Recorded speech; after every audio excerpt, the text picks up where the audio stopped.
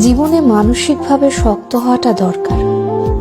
আপনার ভেতরটা যতই নরম হোক না কেন, বাইরে বোঝাতে হবে আপনি একজন শক্ত মানুষ।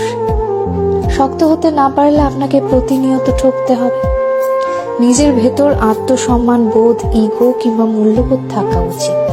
খেয়াল করলে দেখবেন যারা ঠকে যায় তারা বরাবরই নরম মনের মানুষ।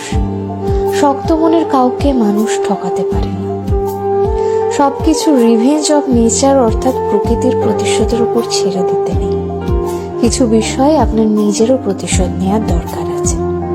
যে আপনাকে যতটুকু অবহেলা করে, কষ্ট দেয়, তাকেও সেই পরিমাণ অবহেলা কিংবা কষ্ট ফিরিয়ে দেওয়া উচিত। জীবনে ভালো থাকার জন্য হলেও একটু কঠোর হওয়া দরকার। যে কোনো কিছু সহজে পেয়ে গেলে মানুষ মূল্য দিতে জানে না।